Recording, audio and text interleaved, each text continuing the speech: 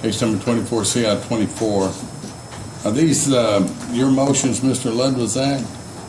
These are originally my motions, but Mr. Barrett Ludwiczak has filed an objection and another motion. I have to point out to the court, he's technically never noticed or provided a scheduled notice for any of his motions, so I don't know how the court wants to actually handle his filings, because he does ask for relief in them, but I don't know if he's ever technically filed it with the clerk that there should be a proper notice and motion signaling a date for any of his filings. They were all responses, the motions I filed, so that's why they're held on the date. And also, I'd like to ask for a mistrial at this point, since you're even hearing this case. Yeah, well, hang on just a minute, please. So you've got it's a motion for exclusive possession and for amended findings? Well, I pled in the alternative, Your Honor. Barrett Ludwiczak filed his claim involving a contract claim, an unwritten contract claim concerning the conveyance of 1728 Windsor Avenue. That has been disposed of pursuant to a motion for summary judgment that this court granted. Which was a violation of my constitutional rights at the trial. Well, you've got a right to appeal. Let me make one thing clear, Mr. Ludwiczak. My rulings are appealable, but they are not debatable. And he has the same. We understand each other? He has the same. Do you understand? He has the same false statements. You as he does. understand? All right. And so what I'm here on is Mr. Ludwiczak his original claim was for a contract, real property claim, and then various equitable claims and a claim involving a malicious prosecution that affected his employment. To this point, he has not actually attempted to prosecute the remaining claims. We've done no discovery, real discovery or anything like that. That's because you didn't call out for good discovery. Mr. Ludwiczak, please bear with us here. We'll give you an opportunity. Okay? You haven't yet. Concerning his remaining claims. My client's concern is the house. At this point, we've got a summary judgment. The court has granted summary judgment on that.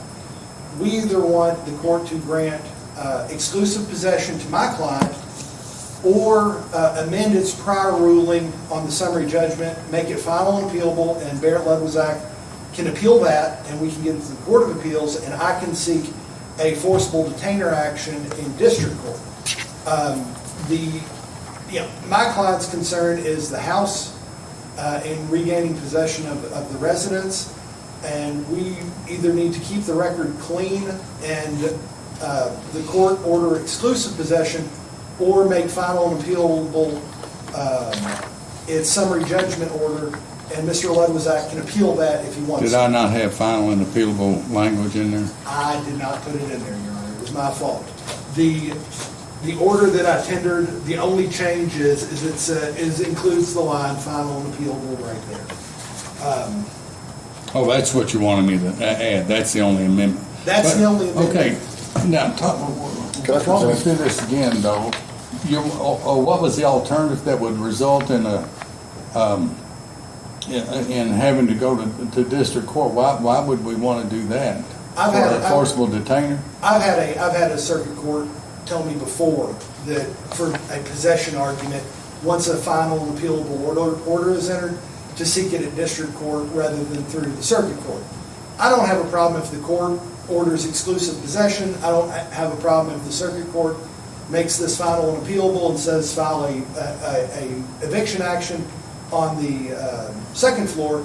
I was just trying to do it however the court wants to. I don't understand why you would want to bifurcate a proceeding when this court has the authority to enforce its orders. No, it does. It does not have the authority. It does not. I would affidavit to the court. I want you to know, Mr. Ludwiczak, I am being very patient with you, and please don't put yourself in a position that you're going to wish you hadn't. So just bear with us a minute, okay? Please. I've just seen that a court take that odd position before, and I don't have a preference one way or the other. I just want to make sure. My client, we want to regain possession of the residence and move this case forward. All right. Now, Mr. Ludwiczak, the floor is yours, sir. I'd like to present these to the court if I may. You may. Here.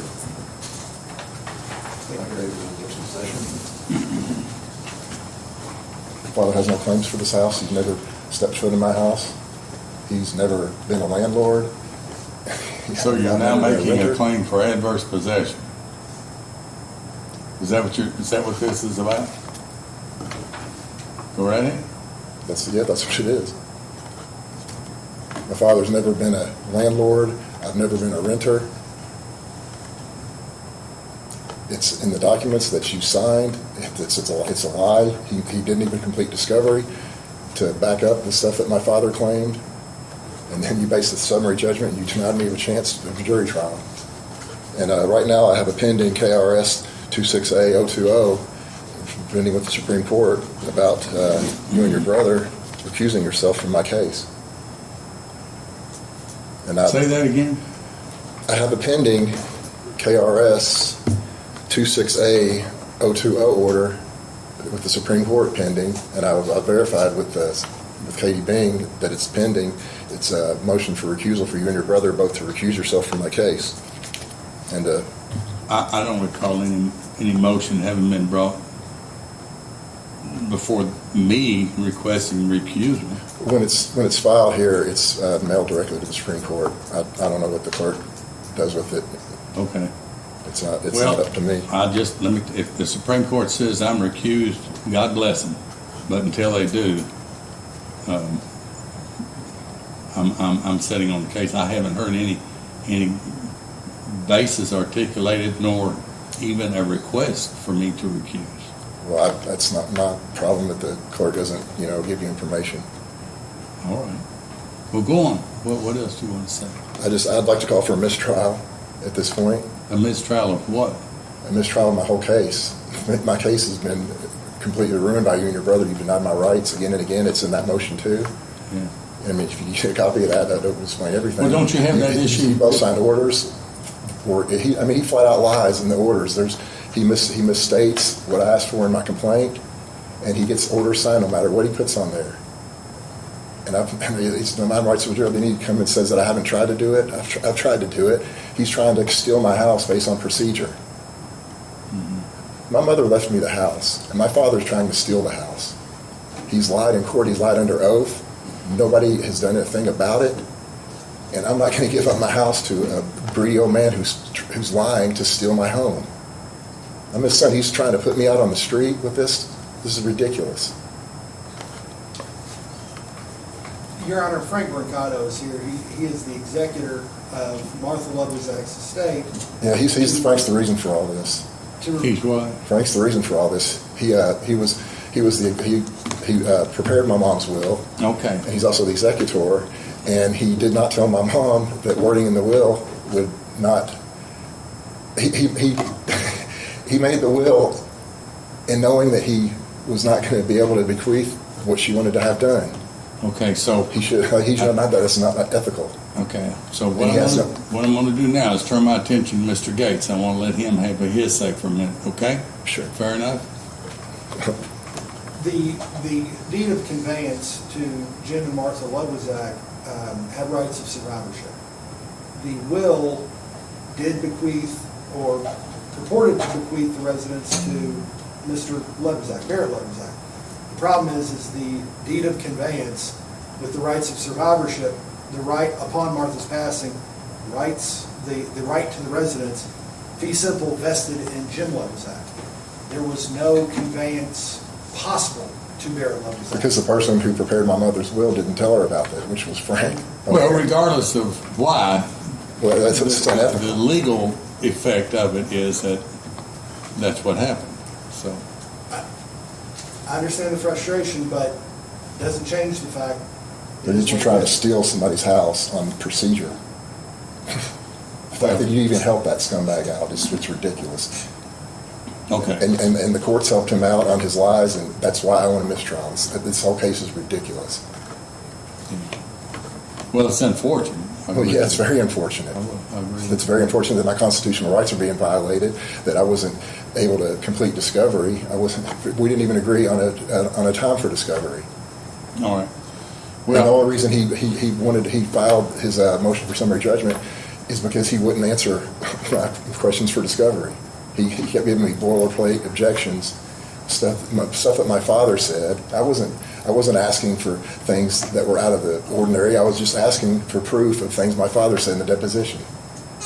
You're basing this thing on him being a landlord and me being a renter, and he wouldn't even prove that. We took Jim Ludwiczak's deposition with counsel, with Barrett's then counsel present. I can't answer further than what was answered in the deposition. Yes, you can. You can prove, you can verify the simple fact that he's a landlord. You can verify the simple fact that he had a rental, that he had the tax set up where it was a rental property. You can find that stuff. All right, Mr. Ludwiczak, Mr. Goetz, I'm going to grant your motion and enter the amended judgment. Object. I understand you do, and I'll address that in a minute, but let me get through my ruling, okay? Why aren't the motions heard in the order that they were filed? Okay, will you just wait a minute? I'm going to grant the motion, giving, amending my previous order, making it final and appealable. You know there's lines in that motion that you're going to sign today too, don't you? Now, you can take that order, you can take that order and appeal it. That's what the appellate courts are for. And if I've made mistakes, or my brother or any of the other judges, then the appellate courts can do it. Without violating my rights. Well, it wouldn't be the first time. Okay. Sure, yeah, it wouldn't be the first time today either. Maybe not. And then so that takes care of your issues. And then as far as the exclusive possession, you don't need to take that down to the district court, because I've got the authority to enforce the orders of my court.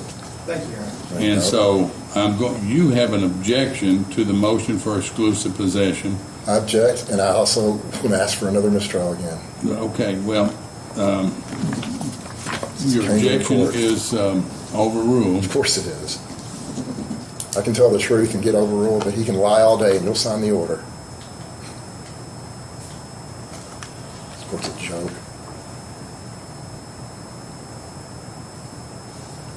It's final and appealable. Now, you can appeal this. This is the 19th day. So if you know what's wrong, why are you doing it? Just to make Mr. me feel- Ludwiczak, I mean, my patience has been very So was mine. good. I'm So proud of was mine. myself, to be honest with you, but you have got to stop it. All right, now. Got to stop it right now. Okay? I'd like a mistrial. Okay, now, any more comments, it's going to be expensive for you. Okay? Your Honor, it's the 18th of September. All right, this is the 18th day, September.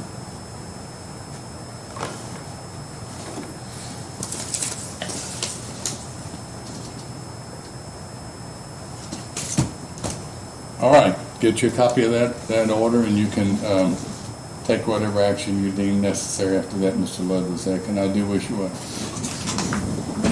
Thank you, Your Honor. My motion for a new trial, is that going to be read? It's denied. Okay. Motion for sanctions? Denied. Okay.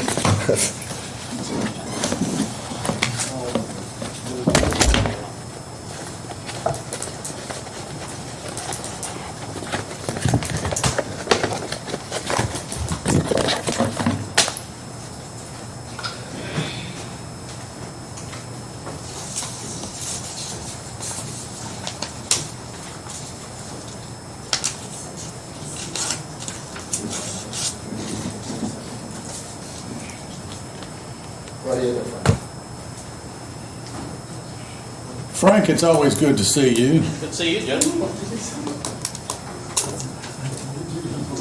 Tangentially involved in that controversy.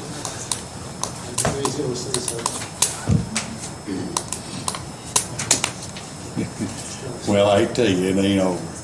It's not.